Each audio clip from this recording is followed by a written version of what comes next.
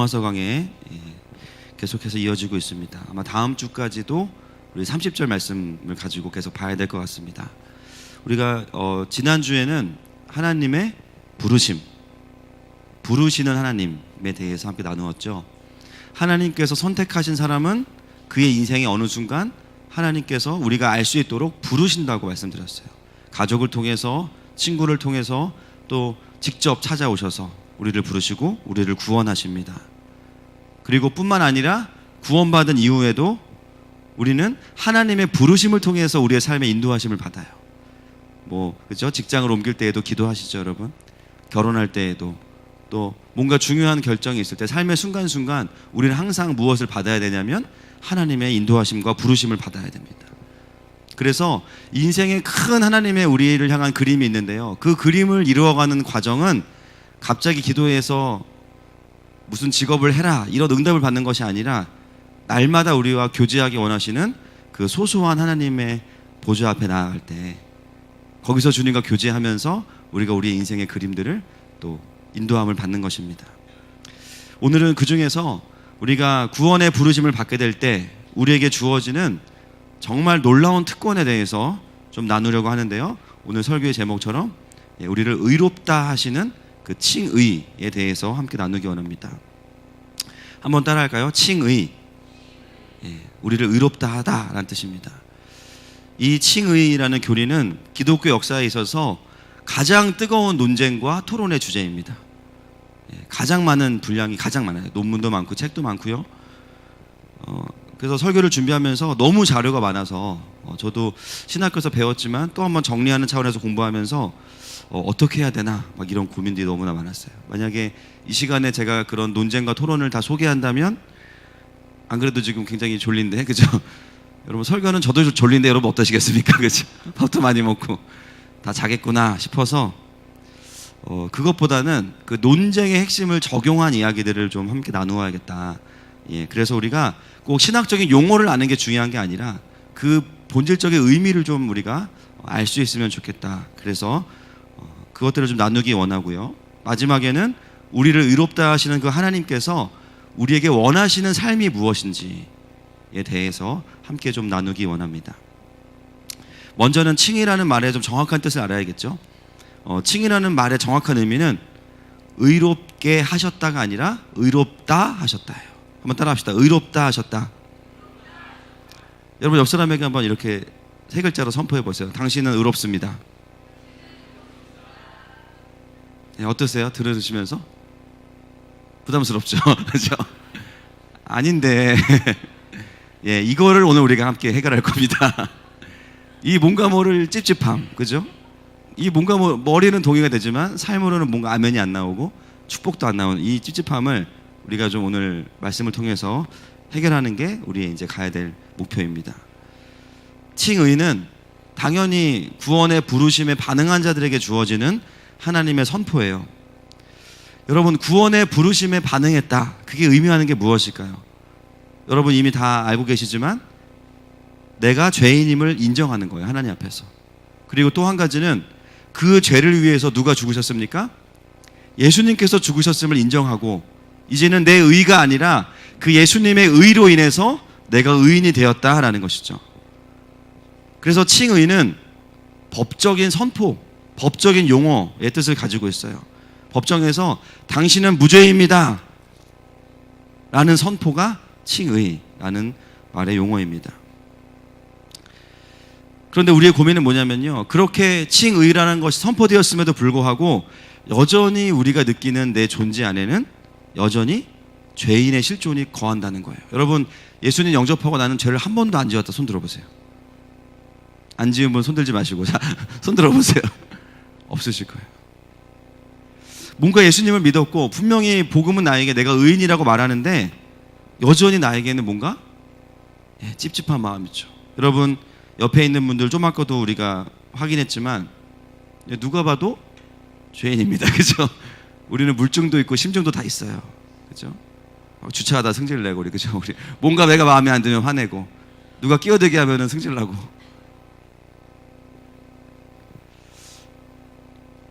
여러분, 그런데 하나님께서 우리를 향해서 의롭다 하신 것은 내가 죄를 안 지었거나 앞으로 안 지을 거라서 의인이라고 하신 게 아니라 누구 때문에 우리를 의롭다 하셨어요?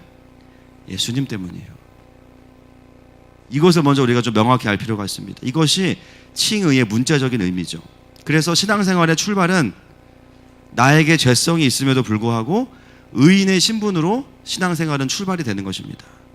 믿으십니까? 이거는 받아들여야 되는 거예요. 받아들여야 되는 거. 그래서 이제는 칭의를 좀 적용을 해야 되는데 그 칭의 논쟁에 대한 것들을 공부하면서 보게 된 것은 주로 문제가 어디서 발생하냐면요, 적용할 때 많이 발생을 합니다. 벌써 여러분 오늘 칭의에 대한 개념을 다시 한번 정리하면서 여러 가지 생각들이 드실 거예요. 칭의를 적용하는 과정에서 이단들이 가장 많이 나오고요, 칭의를 적용하는 과정에서 이단까지는 아니어도 건강하지 않은 해석들이 엄청나게 많이 양산이 됐습니다. 근데 결국은 그 모든 이론과 이단들을 다 종합해보면 크게 두 가지의 흐름으로 가요, 제가 보니까.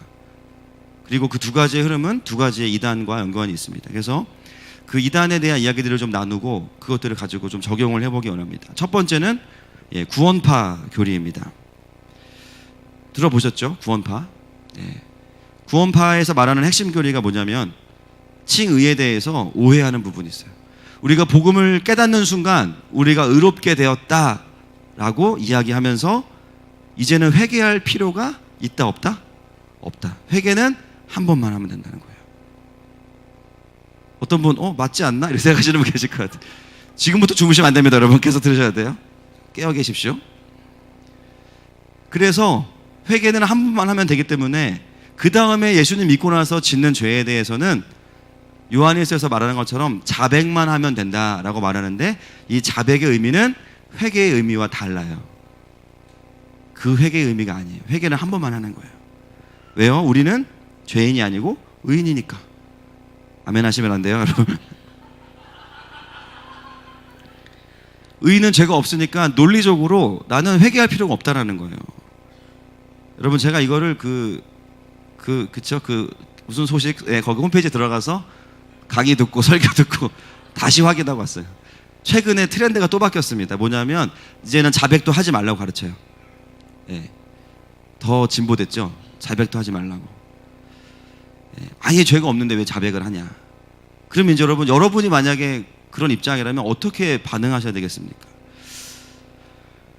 오히려 죄에 대해서 죄책감을 가지면 그 사람은 구원받지 못한 강력한 증거라고 가르치는데, 바로 이것이 구원파가 가지고 있는 칭의에 대한 잘못된 오해입니다. 여러분, 죄라는 것은 두 가지 요소로 봐야 돼요. 첫 번째는요, 죄라는 사건, 팩트, 죄. 또 하나는 죄로 인한 죄책이 있습니다. 여러분, 칭의는 이 두 가지 중에 무엇을 없앤 것일까요? 죄, 책을 없앤 거예요. 법적으로 더 이상 죄는 있지만 죄에 대한 책임은 너에게 없다. 왜냐하면 예수님이 다 사하셨기 때문에. 근데 뭐가 남아있죠? 죄가 남아있잖아요.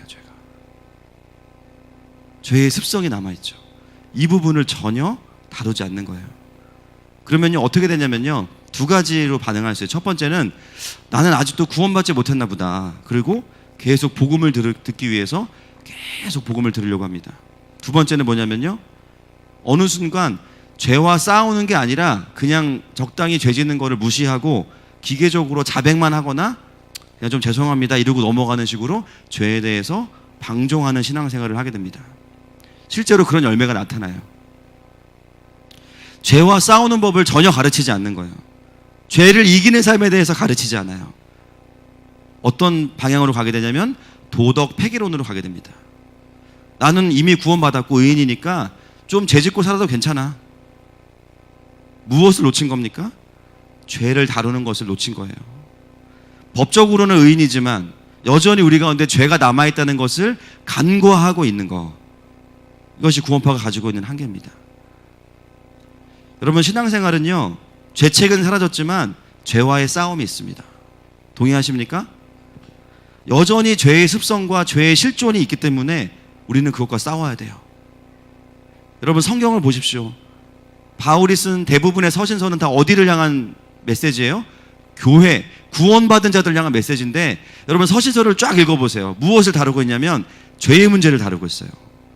교회 안의 음행, 교회 안에 분열, 교회 안에 시기, 교회 안에 이단, 수많은 교회 안에 공동체 예수님을 믿고 구원받았다라고 말하는 사람들이 모여있는 교회 안에 죄의 문제를 다루고 있으면서 회개하라고 이야기하고 있습니다. 고린도후서 12장 21절 말씀 같이 읽겠습니다. 시작. 또 내가 다시 갈 때에 내 하나님이 나를 너희 앞에서 낮추실까 두려워하고 또 내가 전에 죄를 지은 여러 사람의 행한 바 더러움과 음란함과 호색함을 회개하지 아니함 때문에 슬퍼할까 두려워하노라. 아멘.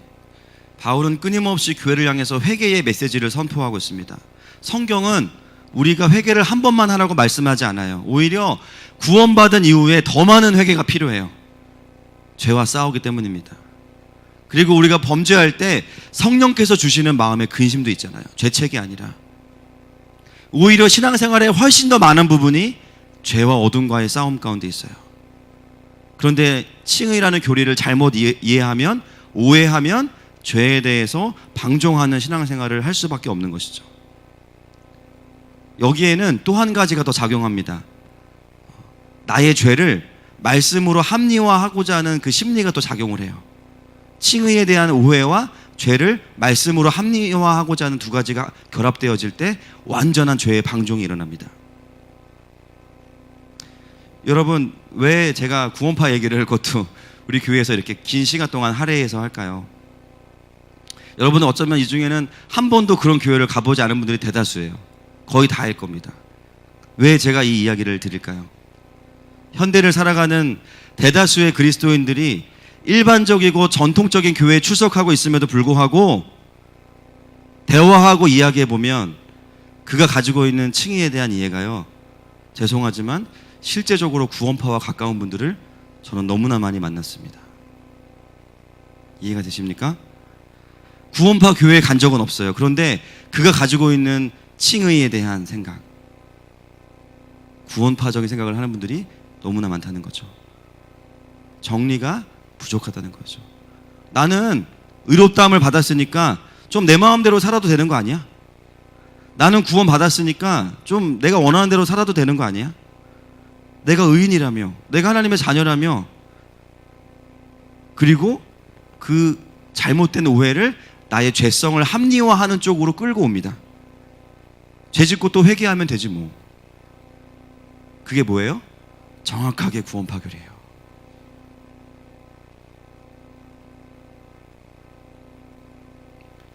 죄에 대한 합리화가 더 그것들을 강화시켜냅니다.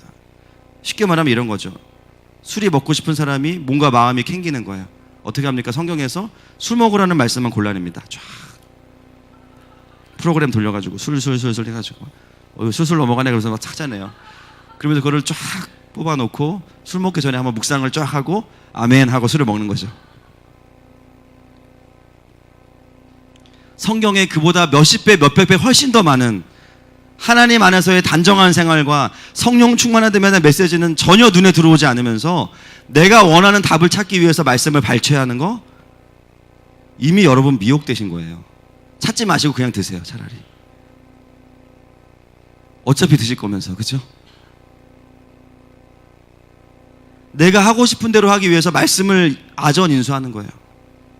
그리고는 자신의 양심을 위로하고 정당하다고 말하지만 그건 어떤 과정이냐면 양심을 마비시키는 거예요. 죄에 대해서. 성적인 문제, 제사의 문제, 동성의 문제, 수많은 죄라고 말하고 있는 것들에 대해서 어느 순간 내 죄성을 합리화하기 위해서 말씀을 끌어오는 것이죠. 이미 마음이 미혹된 겁니다. 놀라운 것은 뭐냐면 죄에 대해서 죄짓고 싶고 방종하기 위해서 말씀을 끌어왔는데 결과가 자유함이 아니라 정반대의 결과를 맞이하게 돼요. 그 죄로 인해서 그 사람은 완전히 묶이게 됩니다. 이제 묶이는 거예요. 신기하죠? 내 마음대로 살고 싶어서 말씀을 막 끌어왔는데 그렇게 살다 보니까 성령 충만해지는 게 아니라 살면 살수록 죄에 묶여있는 자기를 발견해요. 중독되고 끊을 수 없고 성령 충만과는 거리가 멀어지고 경건의 모양은 있는 것 같지만 뭔가 아는 것 같은데 경건의 능력은 없어요. 그런데 오늘날 수많은 현대를 살아가는 그리스도인들이 그런 삶을 뭐라고 이야기하냐면 균형 있는 신앙생활이라고 이야기합니다. 적당히 세상의 죄를 누리면서 적당히 즐거움을 찾으면서 너무 열심히 다니지 마. 그냥 이 정도만 해. 충분해. 여러분 그런 분들 보시면 어떠십니까? 혹시 나는 억울하다, 부럽다 이런 분들 계시면 지신 거예요 이미. 왠지 아세요? 나도 그러고 싶은 마음이 있다는 거잖아요 지금. 그 말은 뭐냐면 그 사람이 문제가 있는 것뿐만이 아니라 나도 뭔가 신앙생활 잘못하고 있는 거예요. 누리는 신앙생활이 아니라 눌려있는 신앙생활을 하고 있는 거예요. 복음이 나에게 이만큼의 기쁨이 아닌 거예요 지금 사실은. 그러니까 적당히 즐기면서 신앙생활 하는 사람 보면서 정죄하는 마음도 드는데 은근히 부러운 거예요. 교회 안에 그런 분들 있죠. 뜨겁진 않지만 꾸준한 분들 있잖아요. 꾸준히 은혜 안 받고 꾸준히 교회 안 떠나고 그렇죠? 엄청나게 신실한 분들이 많이 있습니다. 꾸준히 은혜 안 받으면서 꾸준히 버티는 분들 그렇죠? 아무리 세게 얘기해도 막 오늘 좀 센데 막 피하면서 그렇죠? 정신 똑바로 차려야겠다 그래서 이 교회는 안 되겠다 그래서.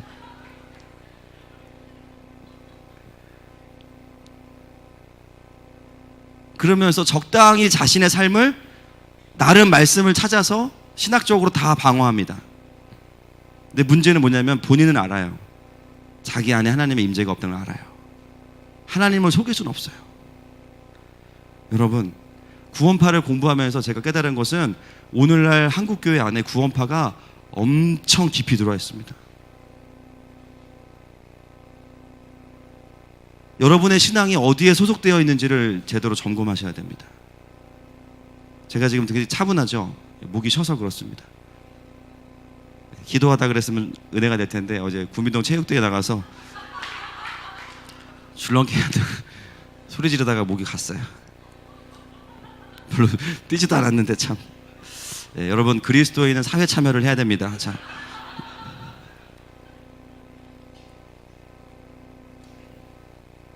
여러분 신앙생활은 적당히 하는 게 잘하는 게 아니에요 결코. 신앙생활은 주님이 하라는 대로 하는 게 잘하는 겁니다. 아멘이십니까? 세상과 타협하면서 적당하게 신앙생활하는 모습이 부럽다는 분들은 오늘 정말 마음을 돌아보셔야 돼요. 잠깐은 부러울 수 있죠. 잠깐은. 야 주일날 골프 치러 저렇게 자유롭게 나도 한번 막 이런 생각할 수 있어요. 근데 그때뿐이어야 돼요. 매주 내가 이 시간에 지금 골프를 쳤으면 지금 홀을 몇 개를 돌았을 텐데 막 회개하십시오. 내가 이 시간에 늦잠을 잤으면 몇 시간을 잤을 텐데 매주 그렇다면 뭔가 여러분의 예배에 문제가 있는 거고요. 신앙생활 자체가 병들어 있는 거예요. 어떤 사람은요 남편이 너무 괜찮은 거예요. 막. 너무 좋은 남편을 만나서 막 남편이 하나님이야. 남편이 어떻게 될까봐 막 잘 이해가 안 되시죠? 그죠? 그런 분들이 있어요. 남편이 하나님이에요. 막 하나님 없어도 괜찮아. 남편 없으면 절대 안 돼. 막. 여러분 우리는 주님밖에 없습니다. 뭐 남편뿐이겠어요? 그죠? 주님밖에 없어요. 자녀고 아내고 주님밖에 없는 거죠. 뭔가 제대로 신앙생활을 하지 않는 사람을 보면서 부럽다고 느끼는 것 자체가 이미 우리에게 하나님께서 사인과 경고를 주시는 거예요. 너 지금 뭔가 잘못되어 있다는 거예요. 여러분 어떻게 해야 될까요? 하나님을 깊이 만나셔야 됩니다. 더 열심을 낸다? 그런 의미가 아니라 여러분 하나님을 진짜 제대로 깊이 만나셔야 돼요. 언제까지? 그런 사람들 적당히 다니는 사람들이 안 부러울 때까지. 언제까지? 그런 사람들이 안타깝게 보일 때까지. 언제까지? 그 사람들이 나를 부럽다고 여길 때까지. 여러분 신앙생활의 기준이 언제부턴가 적당히 타협하는 것, 적당히 죄짓는 것으로 다운그레이드가 되어서 그것이 사람들에게 기준치가 되어져 있습니다. 기가 막히죠. 그게 사단이 행하고 있는 전략이에요. 수많은 종교인들을 양산하는 구조를 만들어 놓고 그냥 비슷한 사람들끼리 모여가지고 이게 그냥 신앙생활인가 보다. 성장도 없고 진전도 없고 하나님 나라도 없고 매주 모여서 정해진 시간에 순종하지 않을 거면서 아멘하고 순종하지 않을 거면서 설교하고 그리고 또 그냥 헤어지는 그것은 종교입니다. 종교. 모든 교회가 다 그렇지만 하늘 마음을 다니시는 분들은 절대 종교생활 할 수 없습니다. 아멘이십니까? 신앙생활 하시기를 축복합니다. 일단은 뭐 다니면서 버티기가 힘드실 거예요, 그런 분들은. 여러분, 우리가 그러한 상황 속에서 그런 사람들을 만날 때 어떻게 반응해야 될까요? 갈라디아서 6장 1절입니다. 같이 읽겠습니다. 시작. 그러므로 우리가 그리스도도의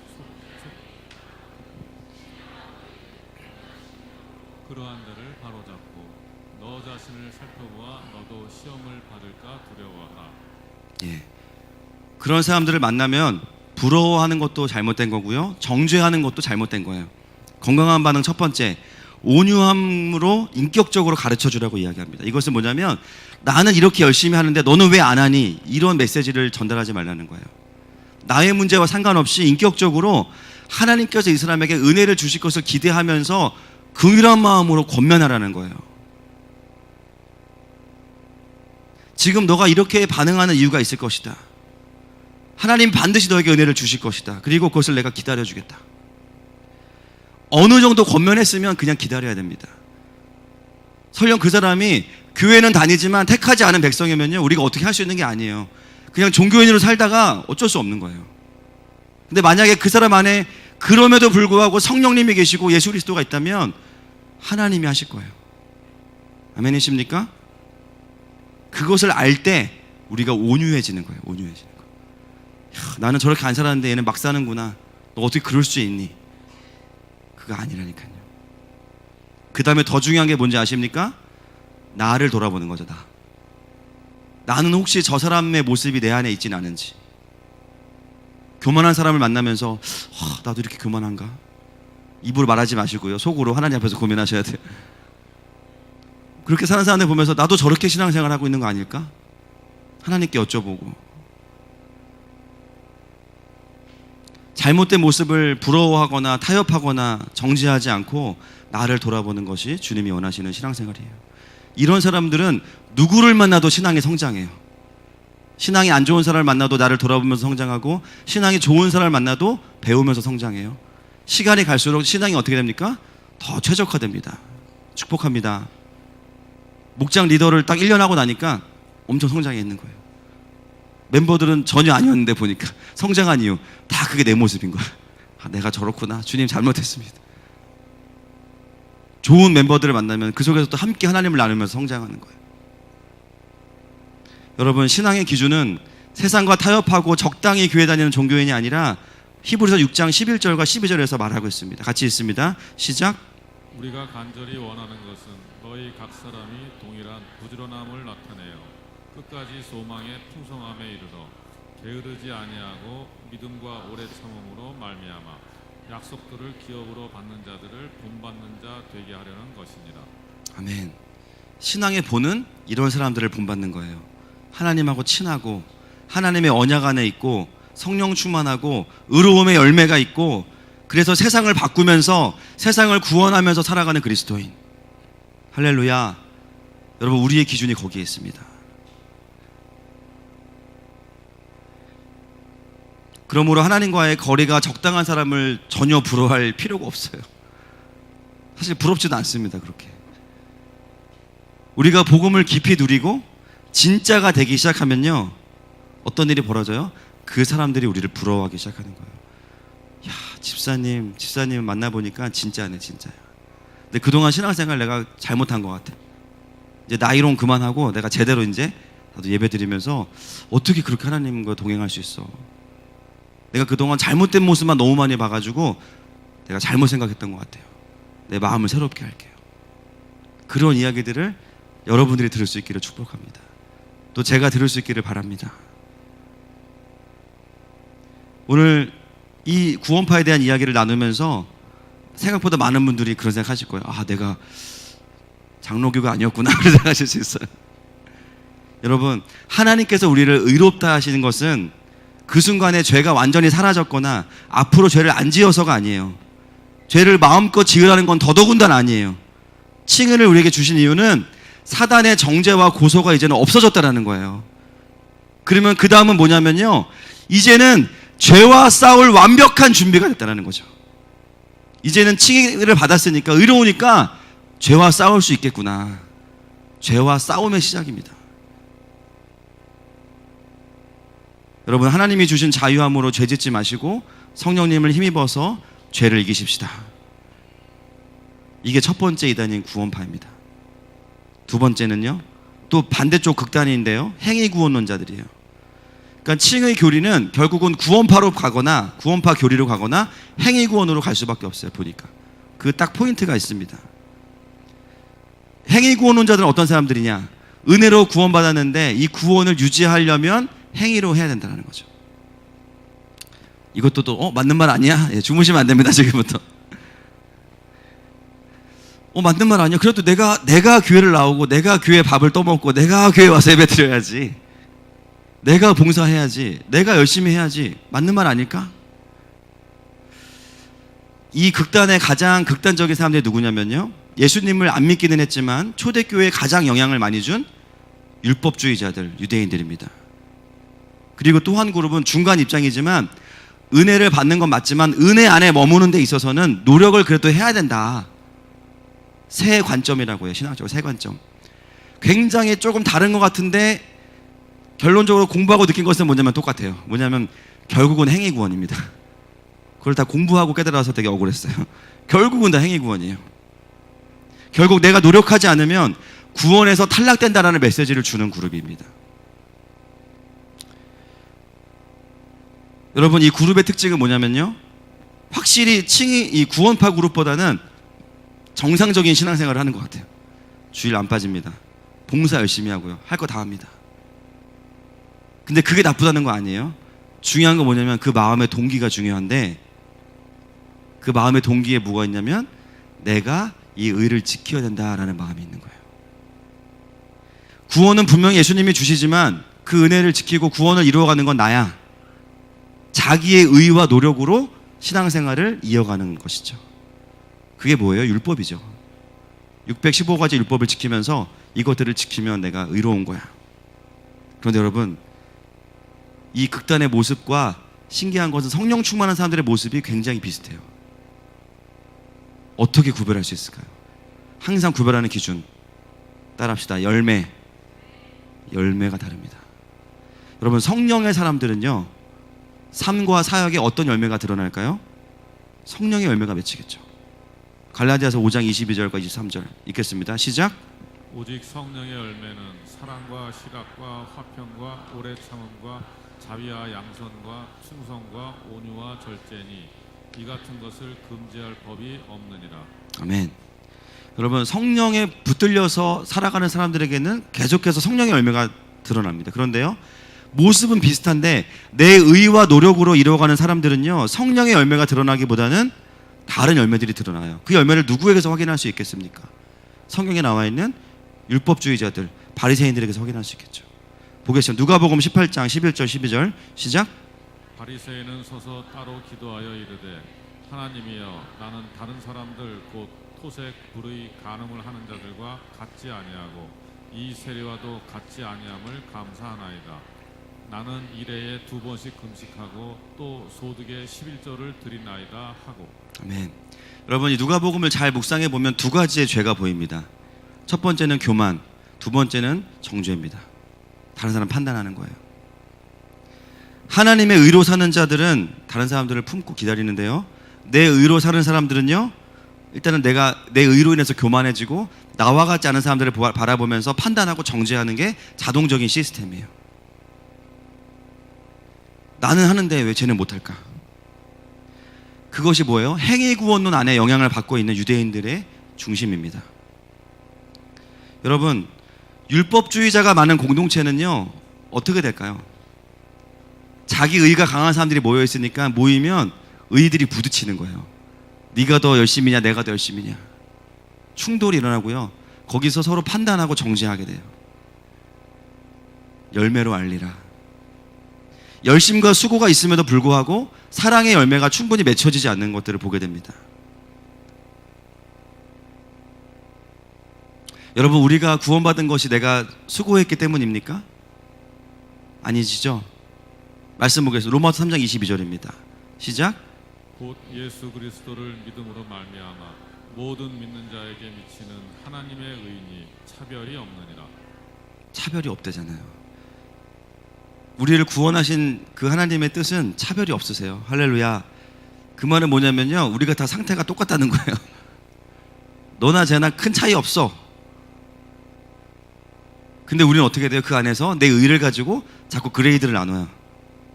나보다 좀 못한 사람, 좀 나은 사람. 이것이 바로 행위 구원론자들이 가지고 있는 포지션입니다. 이 양 극단을 우리가 확인하면서 좀 적용하는 시간 잠깐 가지려고 합니다. 설교 끝난 거 아닙니다. 이런 적용은 우리 교회만 가능한 적용이에요. 제가 봤을 때. 자, 나는 구원파다. 손 들어보세요.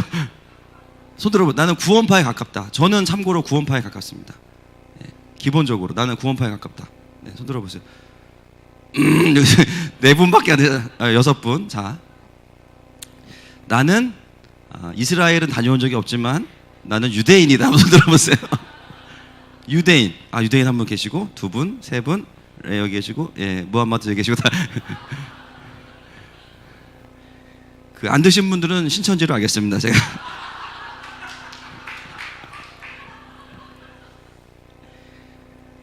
일부 예배 때 예배 드리고 나니까 한 청년이 밥 먹으면서 그런 얘기 하더라고요. 목사님, 저는 구원파이면서 율법주의자래요. 그래서 무슨 말인지 모르겠어요.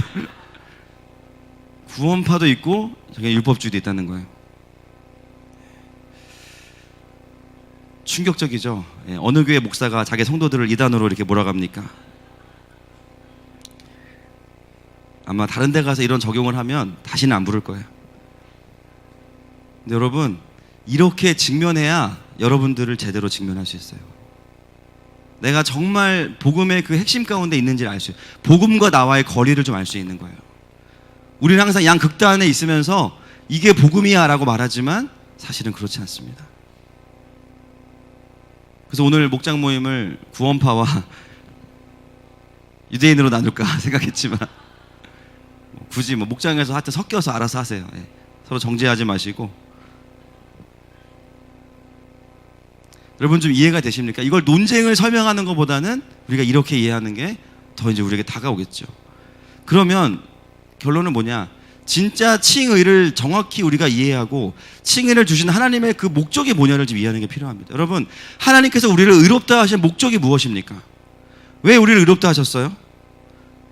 도덕적으로 완전한 사람을 만드는 게 하나님의 목표입니까? 로마서 5장 1절입니다. 같이 읽겠습니다. 시작. 그러므로 우리가 믿음으로 의롭다 하심을 받았으니 우리 주 예수 그리스도로 말미암아 하나님과 화평을 누리자. 하나님과 화평을 누리는 거예요. 하나님하고 친해지는 거예요. 그래서 의로움이 필요한 거예요. 하나님께서 우리를 자녀로 받으시려면 죄가 없어야 되는데 너무 우리가 죄가 많은 거예요. 그래서 아들을 죽이셔서 우리를 의롭다 하시고 그 다음이 뭐예요? 우리와 하나님이 아버지와 자녀가 되는 것입니다. 그 자격을 주시기 위해서 칭의가 필요한 거죠. 의로움이 뭐냐? 어떻게 하면 의로워지냐? 내가 어떻게 의로울 수 있냐? 이게 핵심이 아니라는 거예요.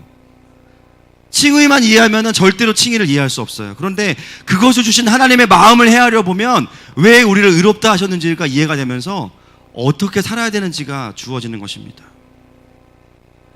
여러분, 우리에게 의롭다 하심은 아버지와 교제할 수 있는 자녀의 자격입니다.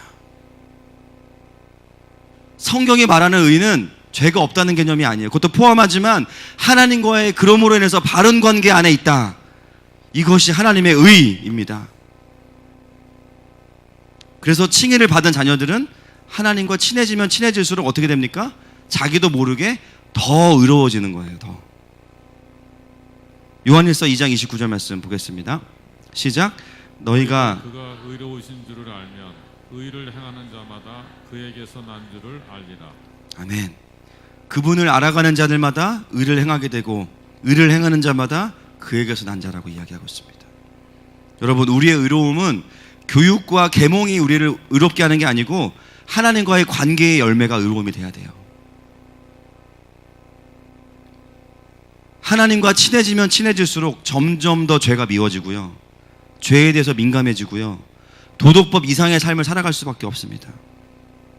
이것이 하나님과의 관계 안에서 이해가 돼야 되는 칭의의 의미입니다. 그리고 이 칭의는 하나님 나라의 관점으로 다시 한번 또 봐야 됩니다. 칭의도 중요하지만 의롭다함을 받은 이후에 삶에 대한 고민들이 필요한 거예요. 여러분, 왜 행위 구원론자들이 나오냐면요, 은혜로 구원받았으니까 보답해야지 틀린 마음 아니거든요. 근데 보답할 수 있는 게 있고요, 할 수 없는 게 있어요. 근데 성경을 잘 보면요, 그리스도인의 삶을 살아가는 것 자체가 우리의 힘으로 안 되게 벌써 구조가 만들어져 있습니다. 많은 분들이 어떤 실수를 하게 되냐면요, 은혜를 너무 세게 받잖아요. 그러면요, 나도 모르게 내 열정으로 신앙생활을 하기 시작하는 거예요. 이제 주님이 날 구원하셨으니까는 진짜 내가 이제 주님 가만히 계세요. 이제 가만히 계세요. 제가 다 할 테니까 가만히 움직이지 마시고 진짜 세계 선교 제가 다 하겠습니다. 막 교회 안 나와서 전화해서 막 욕하고 막 나와라고 갈구고 막 교회 청소 다 하고 막, 아마 그런 분들 여기 많이 계실 거예요. 1년만 지나봐요. 1년만. 아이고 못하겠다 이제. 내 죄도 내가 해결이 안 되는데 내가 누구한테 지금 아이고 나 못하겠다. 근데 거기서 해결이 안 되면 어떻게 되냐면 끝없는 침체로 들어가는 거죠. 신앙생활이 이런 거였나?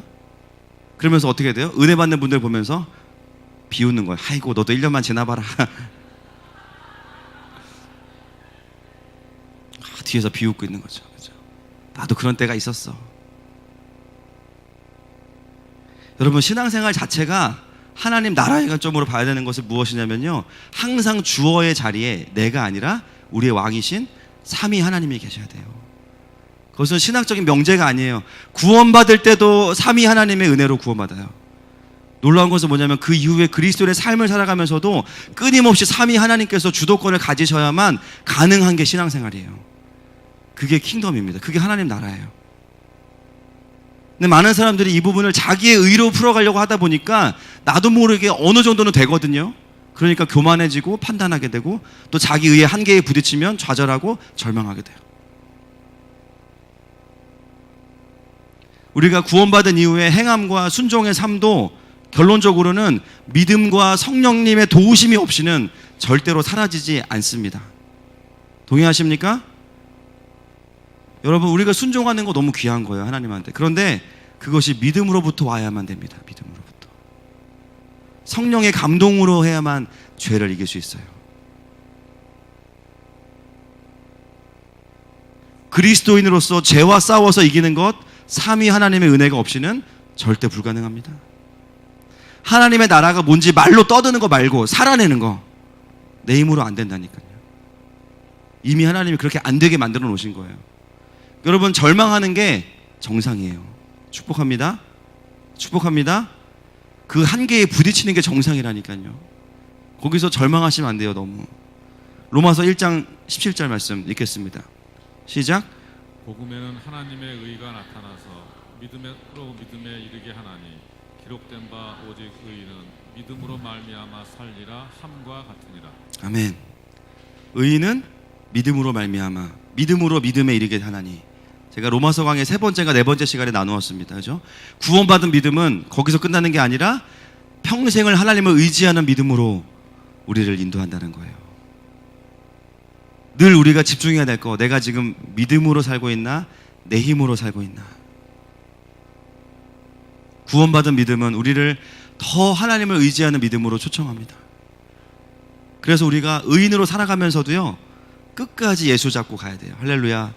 끝까지 예수님 붙드는 믿음으로 가야 되는 거예요. 그리고 그것을 가능하게 하시는 분은 성령 하나님이십니다. 여러분이 여러분의 마음 절대 못 바꾸고요, 죄를 미워하는 마음, 여러분 죄를 회개하다가 죄를 묵상하는 분들 많죠. 먹고 싶다, 그죠? 여러분 힘으로 절대 안 돼요. 성령님이 도와주셔야 돼요. 로마서가 내내 그 얘기 하잖아요. 영을 쫓아 행하라. 할렐루야. 성령으로 내 영을 연결해서 내가 영을 쫓아가지 않으면 절대로 육을 이길 수 없는 것입니다.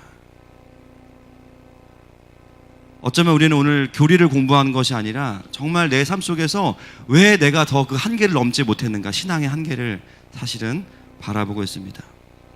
여러분, 그동안 왜 내 신앙생활이 거룩하지 못하고 또 항상 눌려있다가 빵 터져서 방종하고 또 죄책감 때문에 돌아오고 왜 그 한계를 끊어내지 못할까요? 오늘 그것을 하나님께서 가르쳐주고 계신 것이죠. 죄에 대한 방종을 자유라고 생각하는 분들 계십니까? 난 그래도 괜찮아, 다시 언제든지 돌아갈 수 있어. 아니라니까요. 자백하면 되지 뭐. 여러분 지금 구원파에 계신 거예요. 이단에 빠져 계신 거예요. 이단에. 다시 복음 앞에 서십시다. 명확한 복음 앞에 서십시다. 그리고 성령의 능력으로 죄와 싸우십시오. 반드시 이길 것입니다. 절제의 열매가 맺혀질 것입니다. 그리고 어떤 분들은 나의 의로 신앙생활을 해왔다면, 여러분 마음은 참 순수한 마음이지만 뭐가 틀렸냐면요, 길이 틀리고 방법이 틀린 거예요. 때로는 내 의 때문에 다른 사람을 판단하고 교만해졌다면 이제는 우리의 의를 포기해야 됩니다. 아멘이십니까? 우리의 의를 포기해야 돼요. 그리고 예수 그리스도의 의를 붙잡는 거예요. 그것이 우리를 의롭다 하신 하나님 아버지의 마음인 줄로 믿습니다. 이 시간 함께 우리 그 아버지 앞에 좀 나아가십시다. 여러분, 우리 이 찬양으로 말씀을 정리하면서 우리 그분의 십자가 앞에 이 시간에 함께 나아가십시다. 주의 보좌로 나아갈 때에